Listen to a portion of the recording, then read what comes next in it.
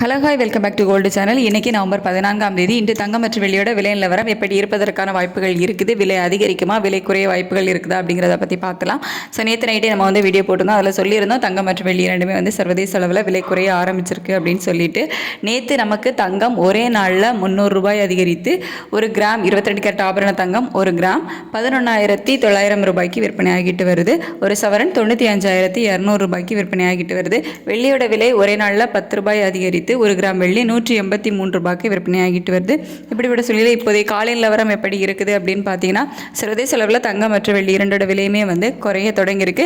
நேற்று நைட்டு நம்ம சொன்ன மாதிரி தான் இப்போவும் இருக்குது. தங்கம் விலையும் சர்வதேச அளவில் குறைய தொடங்கியிருக்குது. வெள்ளியோட விலையுமே சர்வதேச அளவில் ஒரு சின்ன விலை இறக்கம் இருக்குது. ஆனால் US டாலருக்கு நிகரான இந்திய ரூபாயோட மதிப்பு நமக்கு வீக்காக இருக்குது. 88.80 பைசா அந்த ரேஞ்சில் இருக்குது. கிட்டத்தட்ட ஒரு 10 பைசா கிட்ட நமக்கு வீக்காக இருக்குது. ஸோ இதெல்லாம் வச்சு பார்க்கும்போது இன்றைக்கி தங்கத்தோட விலை குறையலாம். ஆனால் நமக்கு இந்திய ரூபாயோட சப்போர்ட் இல்லை. ஸோ அதனால கொஞ்சம் கம்மியாக விலை குறைவதற்கான வாய்ப்புகள் இருக்குது. இன்னைக்கு விலை அதிகரிப்பதற்கான வாய்ப்புகள் இல்லை.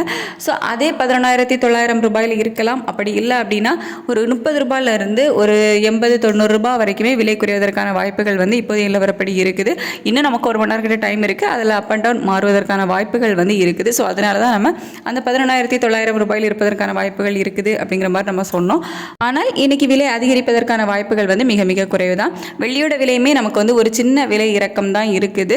இந்திய ரூபாயோட சப்போர்ட் நமக்கு இல்லை. ஒரு 10 பைசா கிட்ட வீக்காக இருக்குது. அப்படிங்கிறதுனால வெள்ளியோட விலையுமே அதே 183 ரூபாயில் இருக்கலாம். அப்படி இல்லை அப்படின்னா ஒரு ரூபாயிலிருந்து 3 ரூபாய்க்குள்ள விலை குறைவதற்கான வாய்ப்புகள் இருக்குது.